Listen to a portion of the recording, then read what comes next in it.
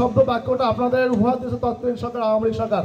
তারা আপনাদের vote bank মনে করছিল যে সংখ্যালঘু মানে হিন্দু মানে আমাদের নৌকায় ভোট দেয়। এখানে আমাদের অরবিন্দ দাদা সেটা প্রমাণ করে দিলেন যে বিগত নির্বাচন থেকে আরম্ভ করে স্থানীয় নির্বাচন পর্যন্ত এখানে যে আমাদের আবেদ চেয়ারম্যান প্রার্থী হয়ে দেন, এখানে আপনারা 1/3 ভোট দেন, প্রায় 1/3 ভোট দেন। সুতরাং সংখ্যালঘুরা কোনোদিনই নৌকায় ভোট দেন, এটা আমরা বিশ্বাস করি।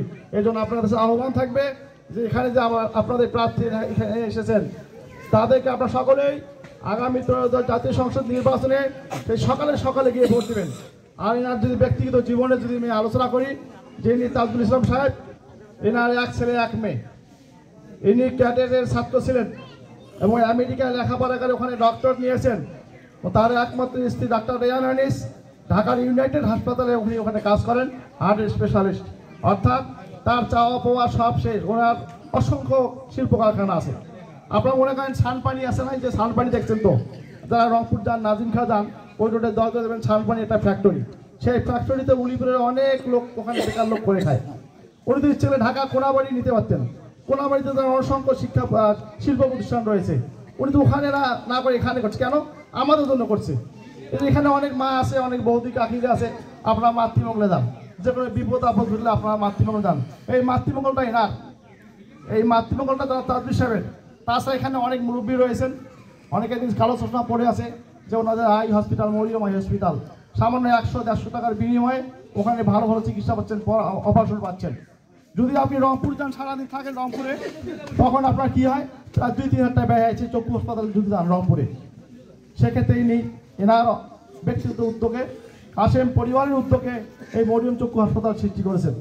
সুতরাং তার যে স্বচ্ছ রাজনীতি রয়েছে, তার যে কর্মসংস্থানের উদ্যোগ রয়েছে, তার প্রমাণ এইটা। তাছাড়া আপনারা সানচিপস, সানঘি, সানলাইট, সানবাতি, আপনারা অনেক কিছু দেখছেন, সানপানি এখানকার। সেক্ষেত্রে এনাদের শিল্প কারখানা রয়েছে, এনার ব্যক্তিগত উদ্যোগ। প্রিয় উপস্থিতি, এনার সম্পর্কে বলতে গেলে অনেক কিছু বলতে হবে। এনার দীর্ঘ 2 যুগ ধরে রাজনীতি করতেছেন উলিপুরের মানুষের খেদমতের জন্য। আমরা এই যে দুর্গাপুরে যখন বন্যা হলো, শীত হলো, এই শীতের সময় আমরা কম্বল দিয়েছি, চাদর দিয়েছি। এটা আমাদের বিএনপি, দুর্গাপুরের বিএনপির নেতারা আছে, কয়েকটা আমরা স্পট করছিলাম যে চাদর এবং কম্বল দেওয়ার জন্য। এনার মেয়ে পর্যন্ত এখানে এসেছিলেন, এনার স্ত্রী পর্যন্ত এসেছিলেন, এবং অন্যান্য যে প্রতিষ্ঠান এনার সহযোগিতা এখানে এসেছিলেন। কোন সময় আপনাদের আশেপাশে থাকে না, বিপদে থাকে না। এখন দেখেন শীত চাপছে, বর্ষাতে অনেক পুকুর আসবে, নানান ধরনের কথা। আপনার পার্শ্ববর্তী ইউনিয়নের নেতা রয়েছে, এমনি ভোট দেখলে আর থাকতে পারে না। বিভিন্ন সময় বিভিন্ন মার্কা অবলম্বন করে। একবার দাঁড়ালো ট্রাক মার্কা, এবার শুনতেছেন কি হাত পাখায় দাঁড়াবে। এইসব তাদের মিথ্যা আপনারা কোনো প্রশ্রয় দিবেন না।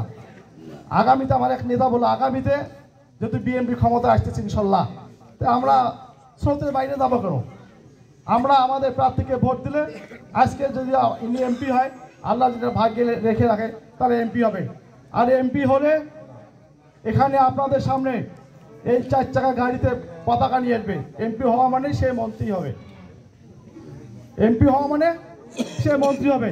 এখানে যে অরবিন্দ দাদা বললো, যেখানে যে মন্ত্রী রয়েছে, মন্ত্রীগুলো লক্ষ্য রাখবেন। এখানে কাঁচা পাকা রাস্তা এলে না তো কোনো ঘটনা না। এখনই যদি বলে ইউনোডিসিকে যে এই মন্দির আপনি লিস্ট করেন, কাবিখা কি আর রয়েছে, এখানে চেয়ারম্যান রয়েছে, তাদেরকে বলে হয়, তার সঙ্গে সঙ্গে দেবে। সেই জন্য আমরা আমাদের নেতাকে বলবো যে এইসব কাজে এখন হাত দেওয়া হবে না। আপনারা এমপি বানান, এমপি বানানোর পর এনার সঙ্গে দেবেন। এনার জন্য আপনাদের জন্য সরাসরি দরজা খোলা, কোনো ওয়াল নাই, দেওয়াল নাই। আপনার ডাইরেক্ট নেতার সঙ্গে কথা বলবেন। ইনি 24 ঘন্টায় ফোনে থাকে, আপনার ফোনেও কথা বলতে পারবেন। আমরা এমন এক নেতাকে পেয়েছি। সুতরাং আমাদের একটা সুযোগ চান্স, এখানে যদি আওয়ামী লীগ সরকার গঠন করে আমরা লাঙ্গলে ভোট দিই, যে লাঙ্গল সরকার গঠন করে আমরা নৌকায় ভোট দিই। এবারে আমাদের সবচেয়ে বেশি সুযোগ, যদি আমরা ধানের শীষকে ভোট দেই, যদি অবহেলা না করি, তাহলে আমাদের নেতা তাজুল সঙ্গে এমপি হবেন। আর এমপি হওয়াই মানে তিনি মন্ত্রী হবেন। কি আপনারা রাজি আছেন সকলে ভোট দেওয়ার জন্য? সকলে আপনার দিকে কে আছে রাজি আছেন? ভোট দেবেন। এই অনেক কাকি ভোট দেবেন। প্রিয় উপস্থিতি সকলকে ধন্যবাদ। আমাদের আরেকটা প্রোগ্রাম রয়েছে, সকলকে ধন্যবাদ জানিয়ে আমি আমার বক্তব্য শেষ করছি।